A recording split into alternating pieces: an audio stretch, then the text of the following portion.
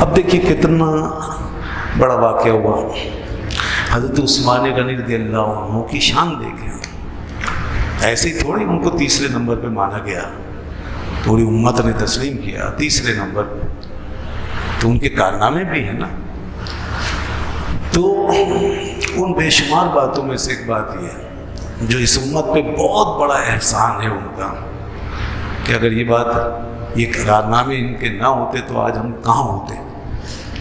ایک غزوے میں حضرت حذیفہ بن یمان شریک تھے، اور وہ کہیں سینٹرل ایشیا کی طرف ان علاقوں میں کہیں وہ ہو رہا تھا.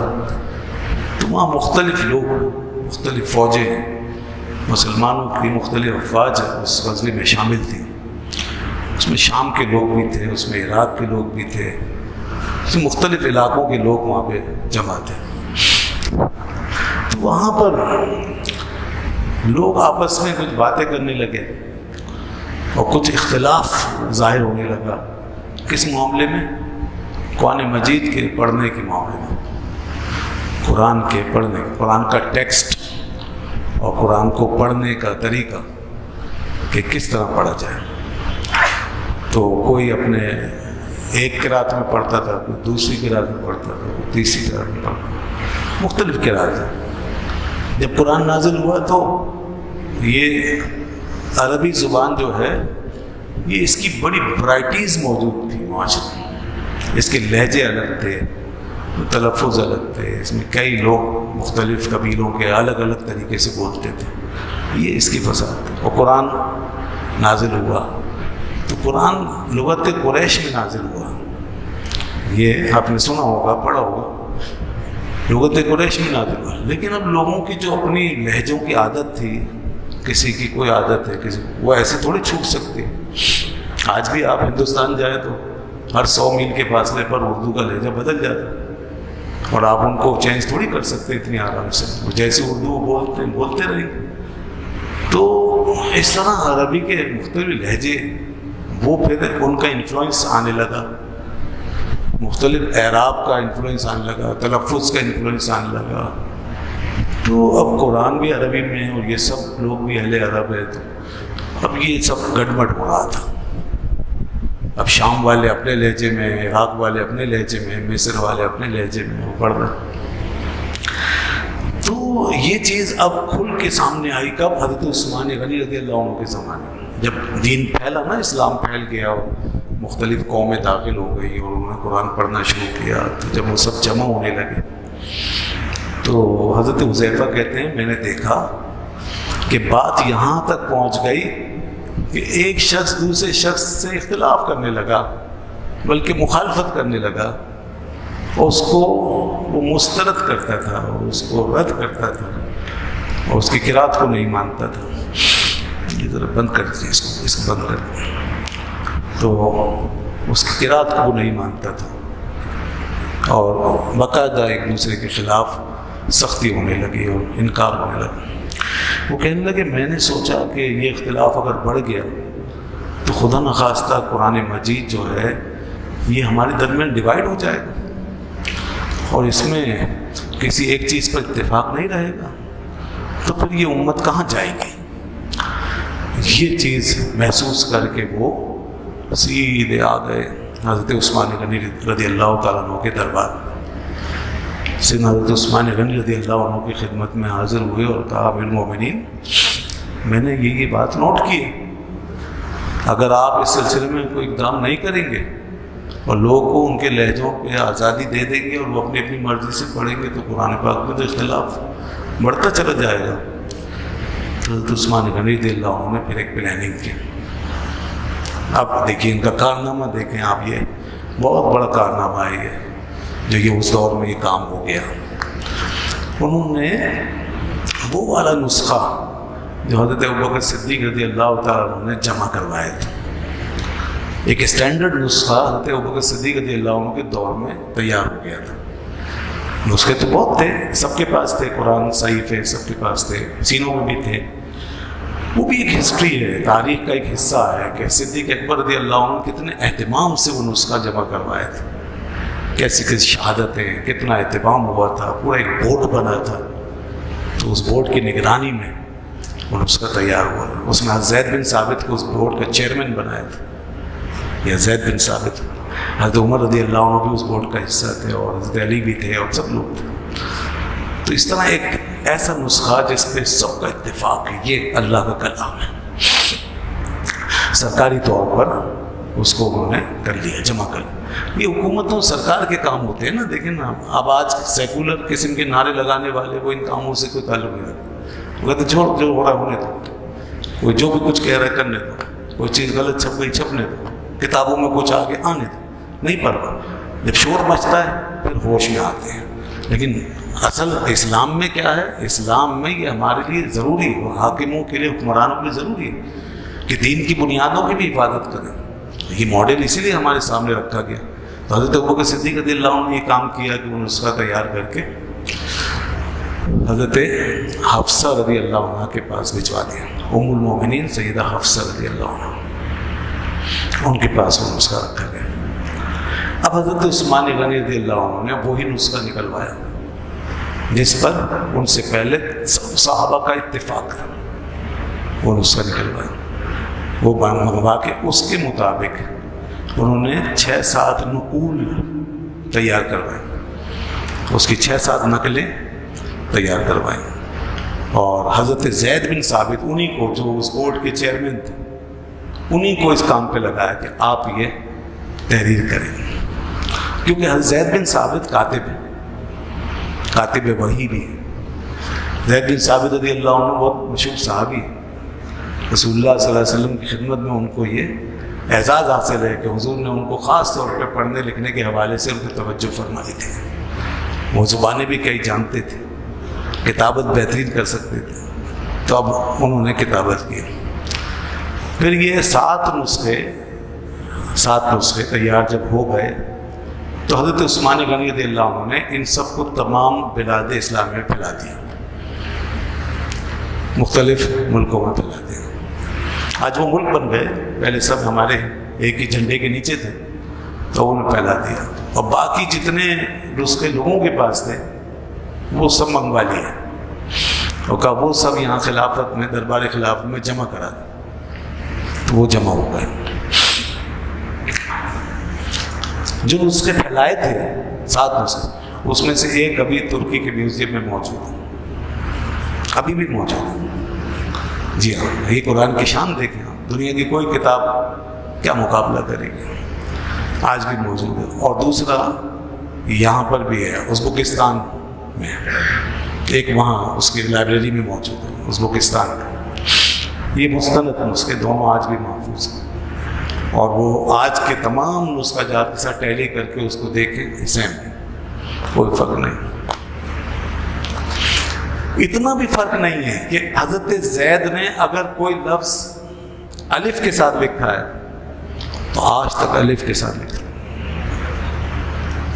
جیسے قالا ہے نا, لفظ قالا, کاف الف زبر قا, لام زبر لا, قالا, اس کے معنی کہا. قال اللہ, اللہ نے فرمایا.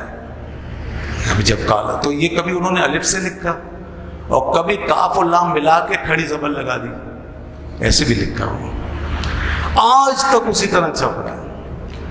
جو انہوں نے الف سے لکھا وہ الف سے لکھا ہوا ہے, جو کھڑی زبر سے لکھا کھڑی زبر سے لکھا ہوا ہے.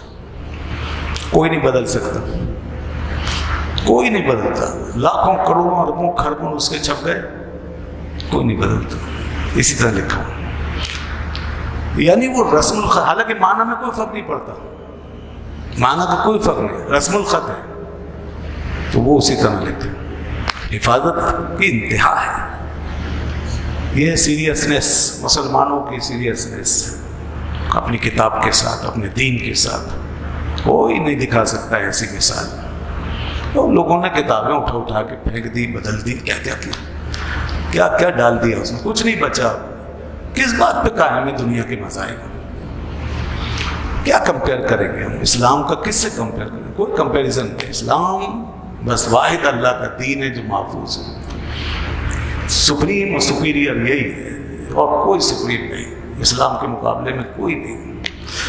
خیر یہ بات پہلے بھی ہوئی ہے, میں نے عرض کیا تھا کہ بعض لوگ کہتے ہیں کہ سارے دین برابر ہیں. غلط ہے. اور غلط ہے. ہاں ہم اپنے یہاں لوگوں سے انسانی بنیاد پہ سلوک برابر کا کریں وہ ایک الگ بات ہے، وہ یہ مکس نہیں کرنا چاہیے. اسلام کی سپیریورٹی جو ہے وہ قائم ہے. تو یہ اس کی مثالیں، اس کی شواہد. اب میں اور بتاؤں آپ کی خدمت میں،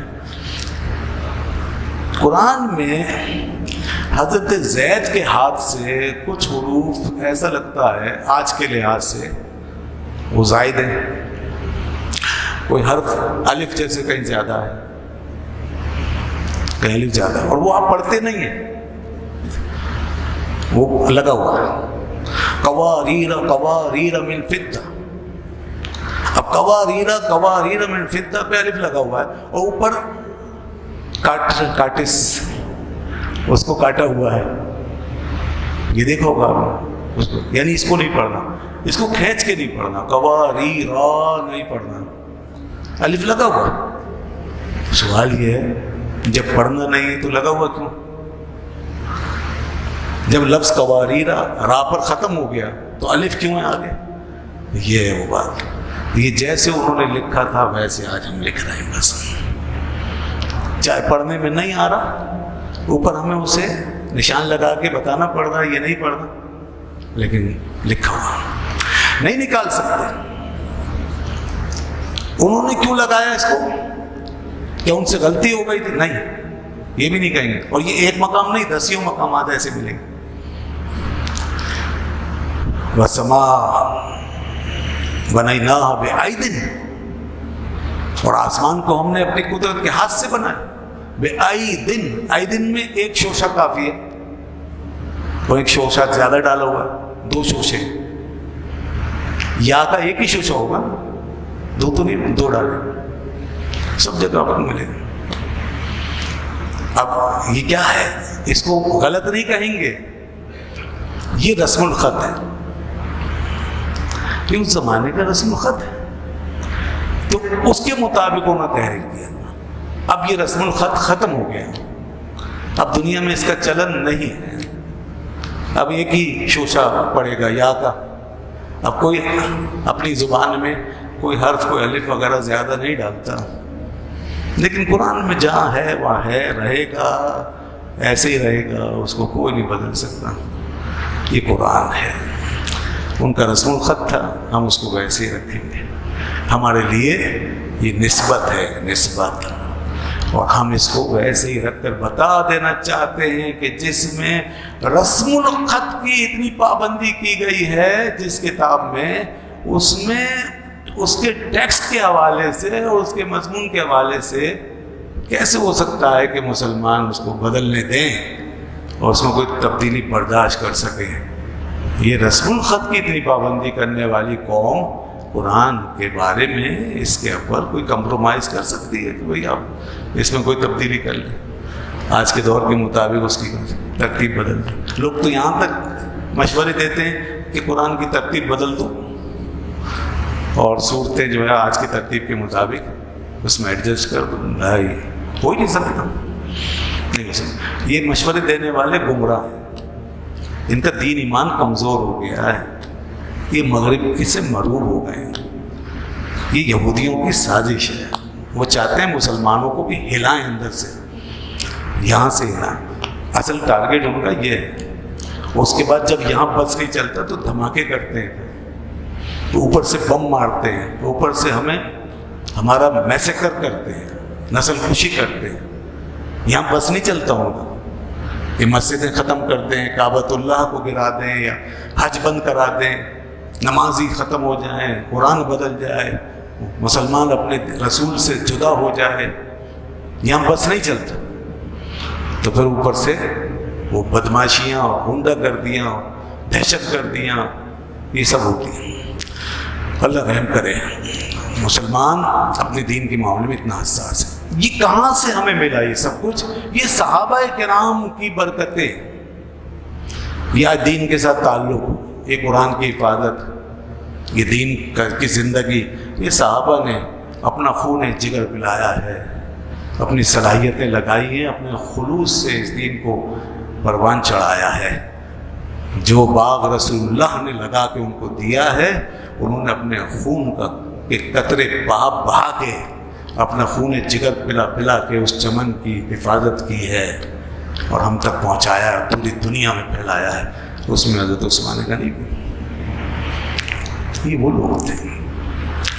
اللہ اکبر۔ حضرت عثمان غنی رضی اللہ عنہ کی اتنی بڑی قربانی، آج لوگ اس کا تذکرہ کم کرتے ہیں، اور محرم آتا ہے تو کربلا کی قربانی کا اور امام علی مقام امام حسین رضی اللہ عنہ کی قربانی کا ذکر بہت زیادہ ہوتا ہے۔ وہ بھی ہمارے لیے سب ماڈل ہے، ہدایت ہے، اور امام حسین رضی اللہ عنہ بھی ہمارے ایمان کا حصہ ہے۔ لیکن حضرت عثمان کو کیوں بھولتے ہیں؟ ان کی قربانی بہت بڑی ہے، ان کو ایسے بھی اسی طرح یاد کریں اور کروائیں۔ ایک بیٹی کا وصال ہوا، کتنی بڑی سعادت ہے کسی کے حصے میں نبی کی بیٹی آ جائے، نبی کے گھر کی دامادی کا شرف جسے ملا ہو۔ اللہ اکبر۔ ایک بیٹی کا وصال ہوا حضرت رقیہ کا، حضور نے دوسری بیٹی بھی ان کے بیاہ میں دے دی، بیاہ دیا انہی سے نکاح کر دیا، دوسری بیٹی کا بھی وصال ہو گیا۔ تو اللہ کے رسول نے فرمایا لو کان عندی اخری لزوجتها بعثمان، اگر میرے پاس اور بھی بیٹی ہوتی تو میں اس کا نکاح بھی عثمان سے کر دیتا۔ اور ایک جگہ تو کیا بات ہے، کیسے الفاظ میں فرمایا لو کان عندی 40 بنتا، اگر میرے پاس 40 بیٹیاں بھی ہوتی تو لزوجتهن بعثمان واحدۃ بعد واحدہ، تو میں ایک ایک کر کے سب عثمان کے نکاح میں دے دیتا۔ ہے کوئی احساس؟ سبحان اللہ، یہ ان کی کتنی بڑی خصوصیت ہے، ایک ایک کر کے سب عثمان کے نکاح میں دے دیتا۔ تو ایسے بزرگوں سے اگر ہم دور ہو جائیں گے تو رسول اللہ سے کیسے قریب ہو سکتے ہیں؟ جن کو حضور اتنا پیار کریں، جن سے اتنی محبت فرمائیں، جن پر اتنا اعتماد فرمائیں، ان کے بارے میں اسی لیے ہم کہتے ہیں صحابہ کا جب ذکر آئے تو زبانیں بند کر لو، بس کوئی ضرورت نہیں تبصرے کرنے کی، ہمیں کوئی حق نہیں پہنچتا کہ ہم یہ آج بیٹھ کے تجزیہ کریں، انہوں نے یہ صحیح کیا تھا، یہ غلط کیا تھا، ایسے نہیں کرنا چاہیے تھا، ویسے نہیں، خاموش۔ حضور نے فرمایا میرے صحابہ کے اختلاف کو بھی اللہ کو کچھ